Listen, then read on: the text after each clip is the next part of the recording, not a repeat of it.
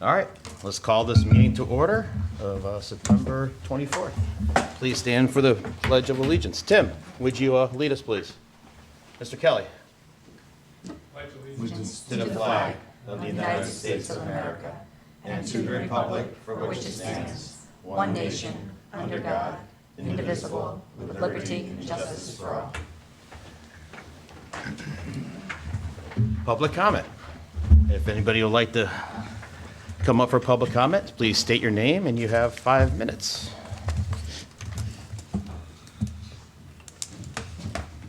Good evening. Tim Kelly, 62 Westview. It's been 6 months, half a year, since we came out of our last budget setting period. During that budget cycle, it became abundantly clear that we needed to do two things going forward. One, work closely with any significant departments that present systemic cost challenges, starting with the largest. And two, avoid any new capital programs that would significantly add to the town's debt load, beyond the occasional paving program or new fire truck. I'm giving you the short version tonight because, anyway, if this doesn't sound familiar, go back and rewatch a game tape from the April 1st meeting. Mm-hmm. In terms of systemic cost challenges, you need to be proactive with any department that seeks annual operating increases above the inflation rate or budget guardrails. It's very hard to fix certain cost or expense issues during a 5-day budget planning cycle. So you need to start now in order to inspect what you expect. We all know how easy it is to be distracted by ribbon-cutting events, the crisis of the week, and employee turnover.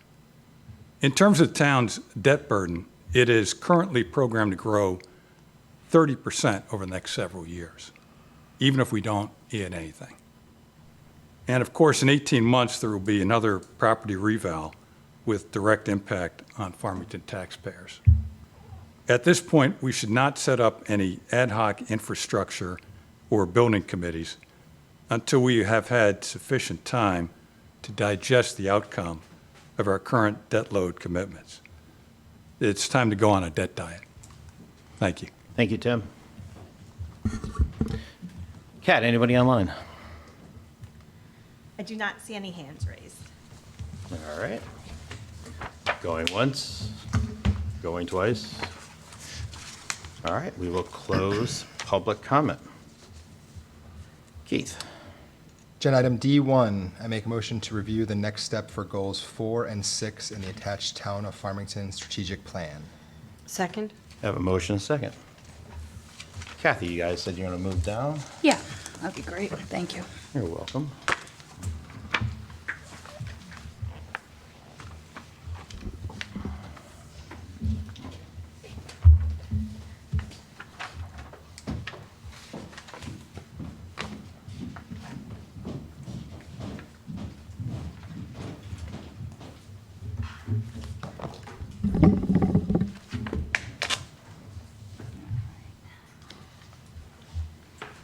So you have in your agenda packet, there are currently 2 goals included in the strategic plan where no action has been taken thus far.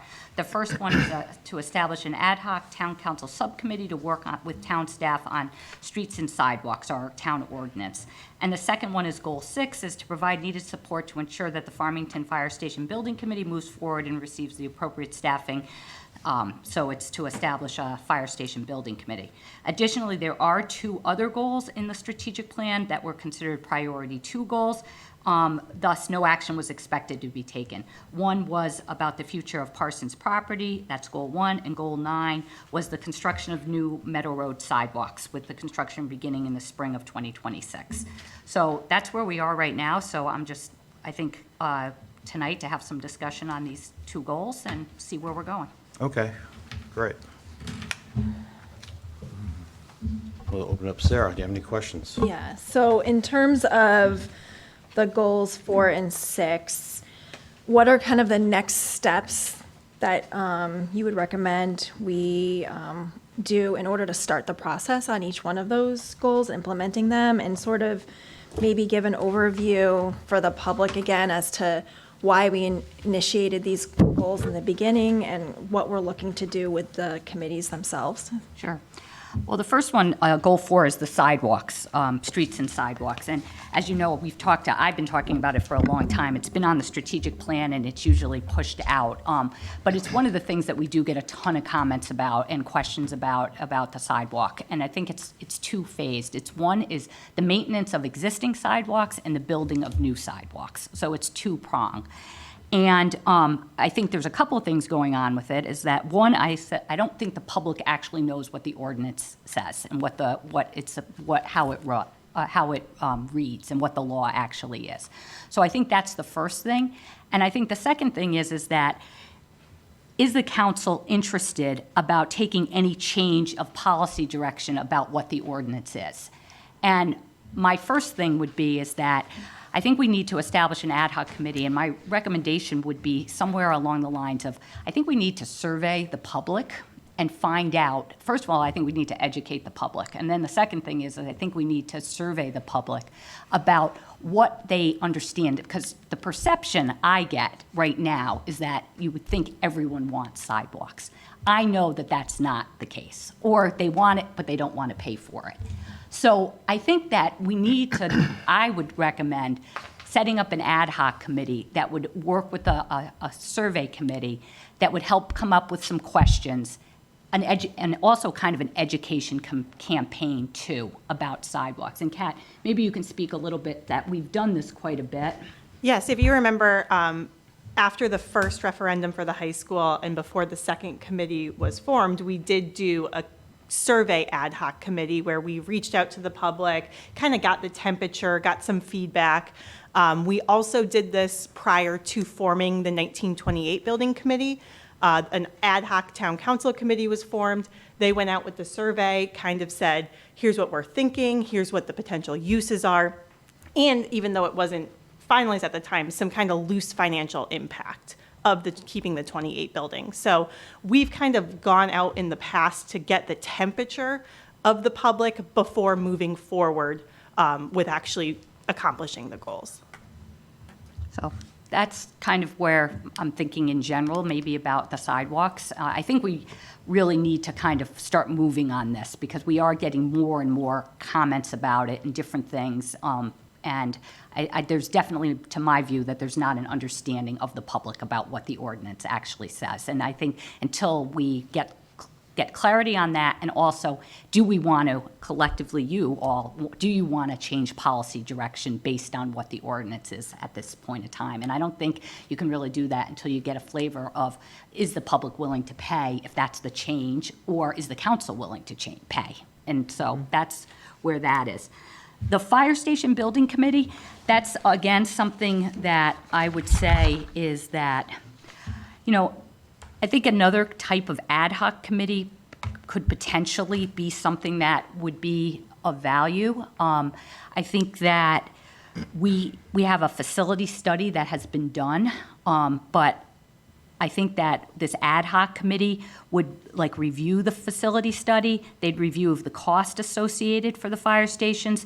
They could work with the fire chiefs on the specifics of their departments, help the council and the fire people create a statement of needs, recommend somewhat of a budget, look at all different aspects of the fire stations, and try to put something together for the council. And the next steps would be the council would have a statement of needs and then charge a committee.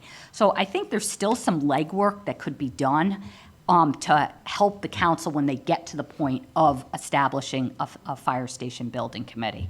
So that, again, would be maybe where I would go right now at that time, is maybe trying to create 2 ad hoc committees. And typically what they would be is that would be 2 town council people on each one, and then we'd have some staff people on it. On the fire station one, I would put the fire chiefs on it too, the 3 fire chiefs. So that would be kind of where I could start the discussion. All right. Patty, you have any questions as of now? Thanks, Joe. So in terms of the ad hoc committees, I mean, my recollection, for example, with the survey one for the high school, because I was on the council at that time, there was some cost associated with it because we hired an outside survey firm. And I think there's value in that because you get more accurate results because they're more skilled at knowing what they need to do. Has there been any evaluation of like what costs may be associated with ad hoc What have we committees? paid for in the past? I want to say, and don't quote me on this, it was probably between $4,000 and $8,000.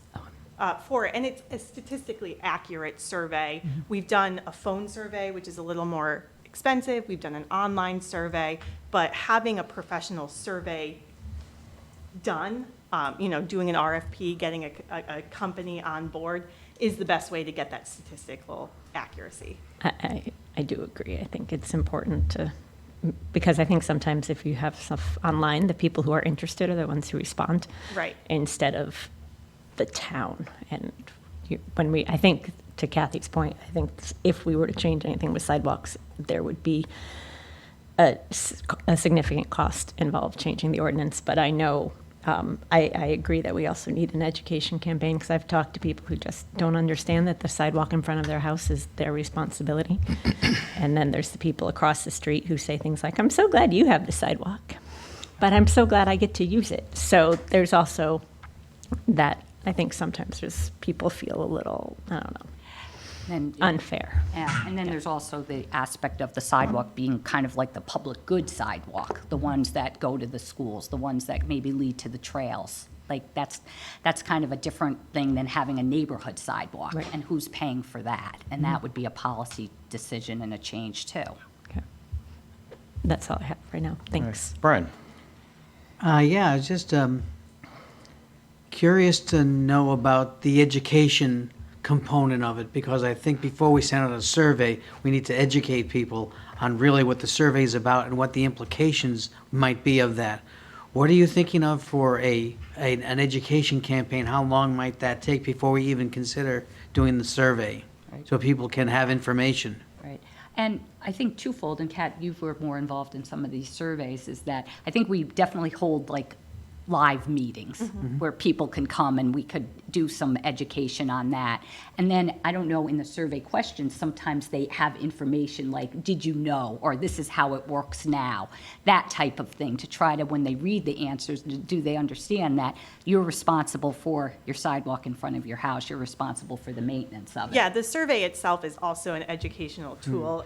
It's kind of prefacing each of the questions with, currently, this is what happens. Would you be open to they can kind of build off of that, but using it as an education piece. We did that a lot with the 1928 building and kind of the history of why it was separated from the high school project, what's proposed to be kept. There was like one of those pictures of the highlighted sections that the options were to keep certain areas of the building. So you can use the survey itself as a communication tool, but like Kathy said too, potentially public info sessions, kind of really getting people involved and educated.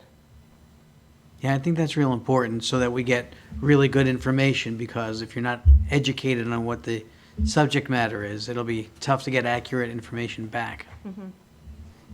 Yeah, and I think we've heard it's a more vocal group that is interested in the sidewalks.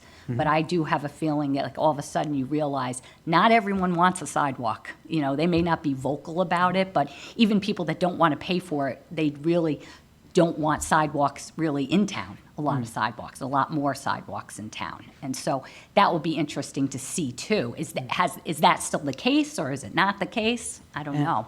And as I'm thinking, one of the groups you might want to invite to the table is the Bike Safety and Pedestrian Advisory Council. Right. Because they are really ingrained in the entire transportation of people and bicycle, and they have a lot of information that would really be helpful. Right, I agree. Do you believe do you think they might be sitting at the table, or at least consider having them there? I mean, we could. I think that slants the group, though.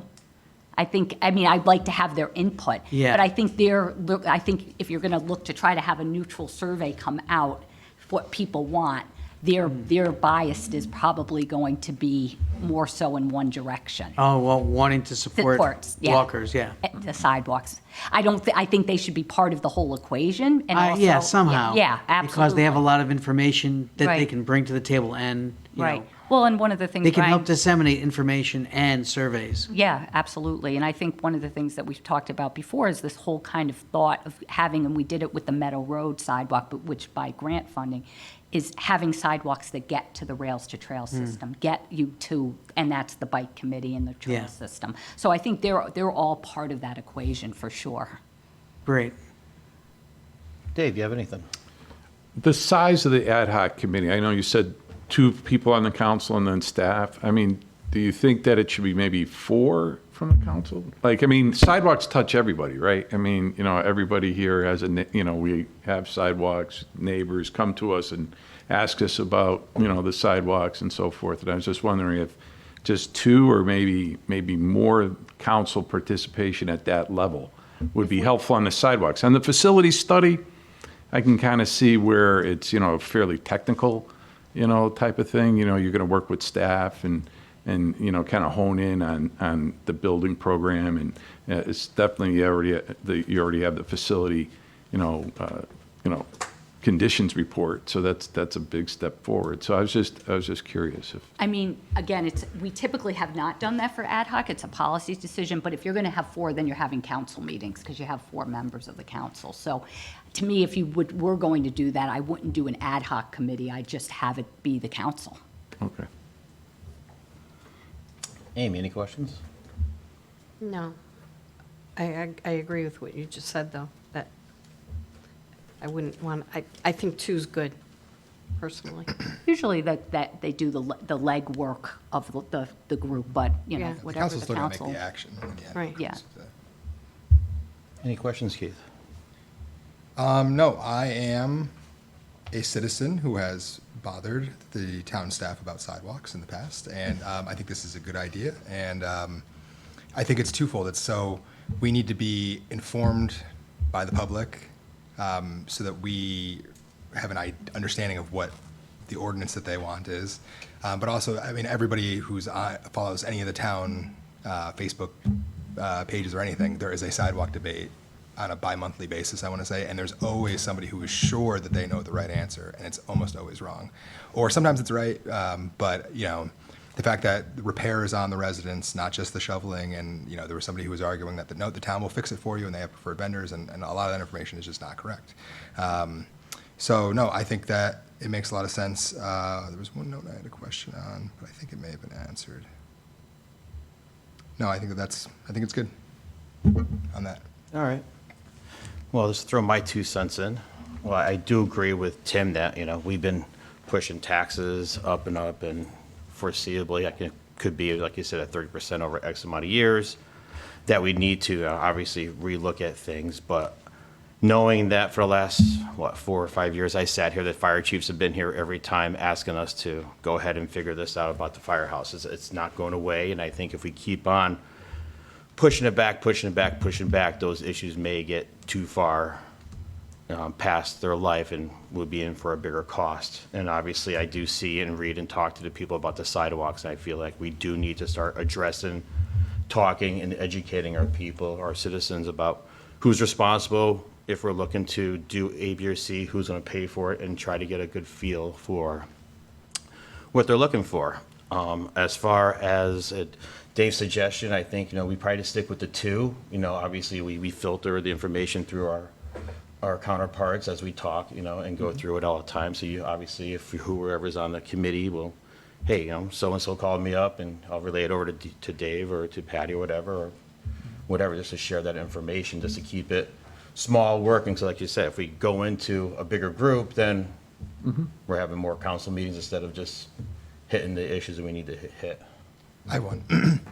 Town staff. So I see on our strategic plan, almost everything has been started, our priority 1 stuff. So adding 2 ad hocs, given that there's 1928 high school still, we still have to go back for all the reimbursement stuff. There's a million other things that you guys are handling. Adding 2 ad hoc committees is something that town staff is able to shoulder the burden of. Yeah, I think I think that we're definitely getting close to a fine line. Yeah. I think we're getting close to a fine line. But I think that with the ad hoc committees and having a survey company for something like that it's not as heavy of a lift than really debating policy. It's better to, I think it's more about getting information in, which is an easier staff, I think, load. I think for the fire stations, I think that evaluating things that have already been done and having some discussion, and one of the things, again, with the ad hoc committee is to build consensus between the political parties at the ad hoc level, so that when it comes to the council, there's consensus most of the time. And I think that's an easier lift, too. So I think at this point in time, we did kind of come up with what a timeline would be for this, and I think if the council was agreeable to something like that, we have to come up with the charges for the ad hoc committee. So we said potentially we're in, what month are we in now? We're at the end of September. By the end of the year, that we'd appoint the ad hoc committees. So by the end of the year, we'd appoint ad hoc committees.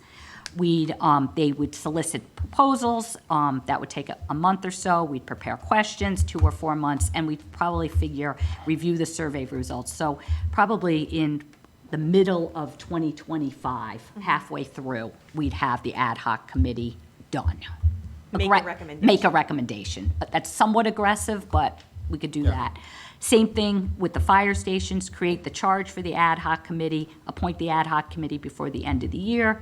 Ad hoc committee would begin their work in January of 2025, and we're talking between another 6 months again to come up with reviewing the report, visit the fire stations, review the cost of the items, work with the fire chiefs, create a statement of needs, charge the full committee, make sure we look at all the other avenues with fire stations, different things like that you have time to evaluate all that. So we're talking probably, a 6-month period to decide, and budget, and for the fire stations too.